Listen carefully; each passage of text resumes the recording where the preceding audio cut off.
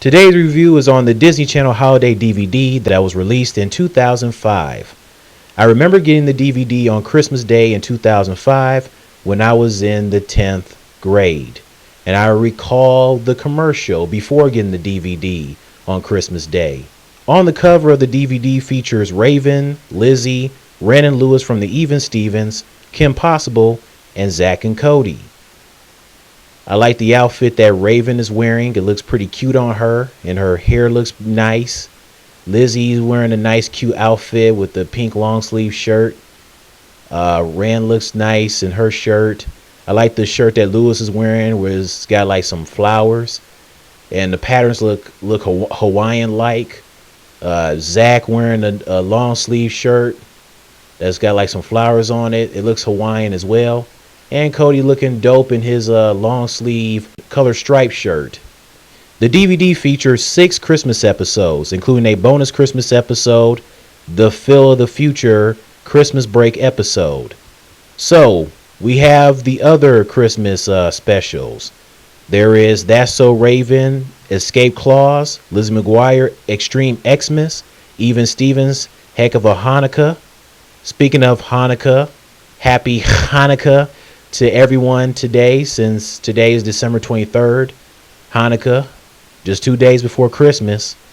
Kim Possible, A Very Possible Christmas, and The Sweet Life of Zack and Cody, Christmas at the Tipton. That's So Raven, Escape Clause. This is the episode where Raven has a vision of getting a necklace for Christmas. She opens the gift and decides to show it off at school. She lets Chelsea wear it until class is over, but Chelsea can't get it off because it's stuck. Raven freaks out as she tries to help her out. So does Eddie, but the girls don't think Eddie is being gentle. And the necklace flies out of the window in slow motion. The necklace is destroyed. Raven was so angry, like Miss Piggy when she looks at Eddie. I mean, she had that look like, you just had to get involved. You just had to get involved. So now the trio have to search for a new necklace so Raven's parents won't find out. Then they pretty much run into their teacher, Mr. Petrocelli, but apparently in the end they come to find out that wasn't Mr. Petrocelli. It was just some random guy that looked like him or whatever. So yeah. And you know, I got a cousin that looks like Raven, especially in the first season of my cousin Monica. She resembles Raven a lot, like from the first season of That's So Raven, definitely, for sure. Next Christmas episode is Lizzie McGuire, Extreme Xmas. Lizzie ends up building a float for an upcoming Christmas parade, since her family and Gordo spend their times at a senior citizen's home helping a guy who's supposed to be some elf named Nobby. After Lizzie falls asleep, she sees Nobby in a dream, and she realizes that the true meaning of Christmas as she helps her family and Gordo. Lizzie says it's not about having reindeer and candy canes on her float. And no, Matt, it's not about having water for Santa's helper. As Lizzie said, it's all about helping people. And it was pretty funny when they were singing the 12 Days of Christmas. It was funny how Matt effed it up with the way he was singing, "I go there," and then his expression on his face with the record scratch. That was funny. I was like, dude, you ruined the song. How do you do that? Oh man. And it's not a Lizzie McGuire Extreme Xmas without Aerosmith's one and only Steven Tyler, as he performed his own version of Santa Claus is Coming to Town for the parade. It was epic. Then there's Even Stevens, Heck of a Hanukkah. As usual, Lewis is up to no good as he opens his gifts without his parents finding out. They crash onto the front porch. The family is not happy, especially Ren. I mean, Ren said, "I don't understand. I'm a good student. I respect my parents. I even call my grandparents once in a while. What did I do to deserve a brother like him?" I mean, even for Ren, that was messed up for what she said about Lewis. I mean, she just turned her head, just angry at Lewis, like she has some type of hatred for her little brother. I mean, it was that bad, even for Rand. And it's like, damn, Rand, it's like that. I mean, the way she looked at him and was gritting her teeth, just staring at him, it's like Rand, in a way, was saying, I hate you. I wish you were never born.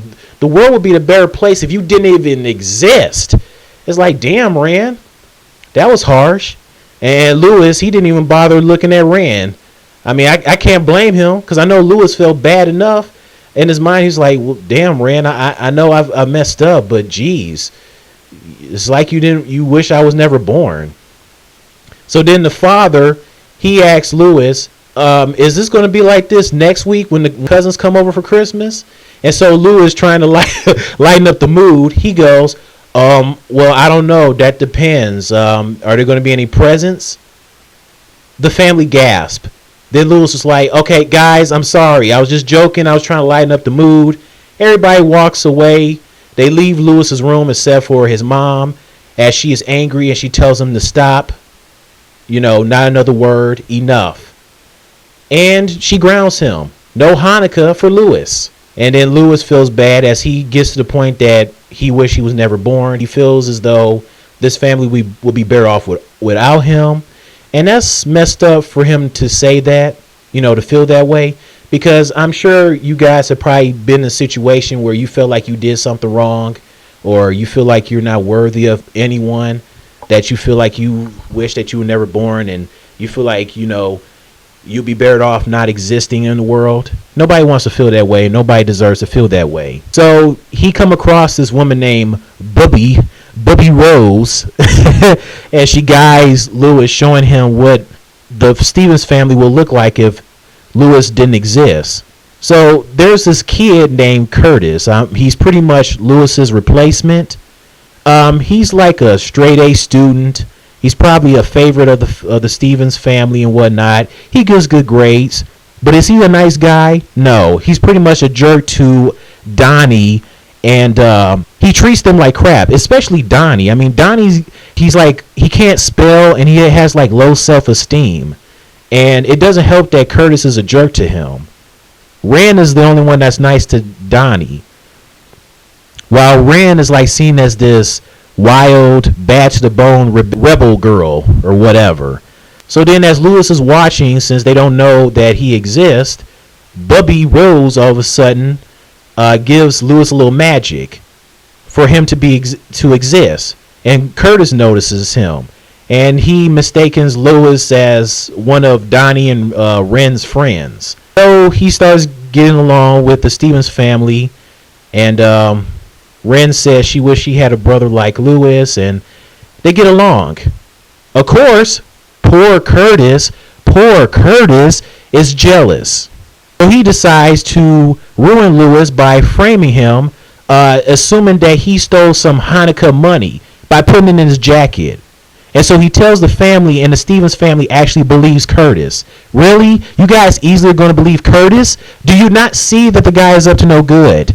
Curtis is evil. As Josh would say on Drake and Josh, evil. He's evil. And I really, really despise Curtis for that. You son of a gun. You evil, twisted, manipulated screw up. Screw you. I'm glad you don't exist in the real world. Lewis is much better than you. So the family, they pretty much are in the kitchen. Lewis is surrounded by them. And Lewis obviously has no clue what's going on. So it was funny when he called Bubby Rose. He's like, Bubby Rose, help.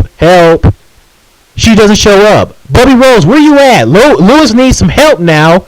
He's in danger. So then Lewis tries to do the whole Wizard of Oz. There's no place like home. He closes his eyes. Nothing. And then he tells them it worked in the movie. Yeah, it worked in the movie, Lewis, but in real life, you're in danger. It's not working, dude. Seriously, where Bubby Rose at? Why you gonna leave Lewis hanging? So he screams, and then all of a sudden he wakes up. He realizes it's nothing but a dream.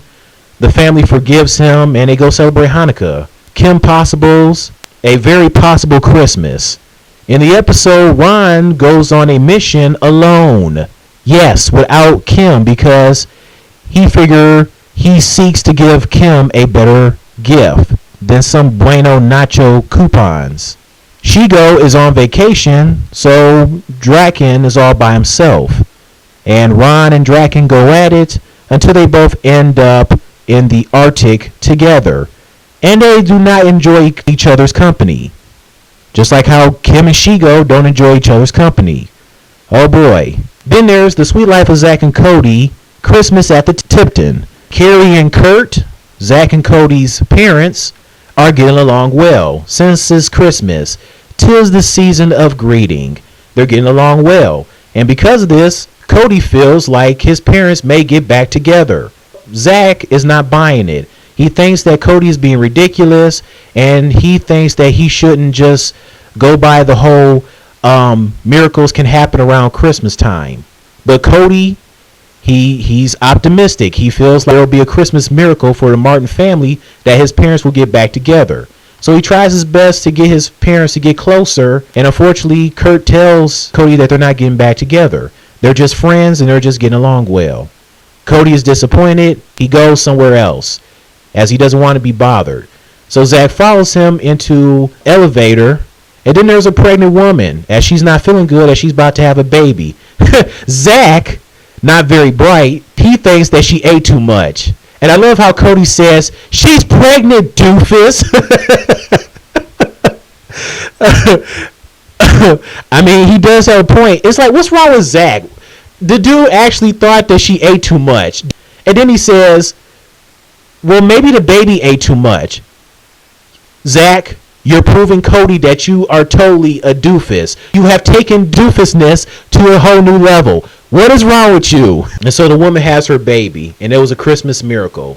And Carrie tells Cody that they may not be getting together, but they'll always be a family. And the episode reminds me of this Christmas episode of Raven's Home, the Bah Humbug episode, where Booker has a vision that he thinks that Raven and Devon are going to get back together. But Nia doesn't think that they're going to get back together. But then she starts buying into it, and then she starts feeling optimistic that their parents are going to get back together. But then come to find out it wasn't. And Booker is disappointed as he goes up to the roof. And, you know, Nia follows him, followed by Raven and Devon. And Raven tells them that, you know, her and Devon are just friends, but they'll always be a family. The Phil of the Future Christmas Break. It's the story of how Phil and Keely first met. And after hearing about the story, Keely is touched as she hugs Phil and says, "Phil Diffie, you are the most wonderful boy I've ever known." But apparently, Phil was supposed to get the pump value for the Diffie family to leave.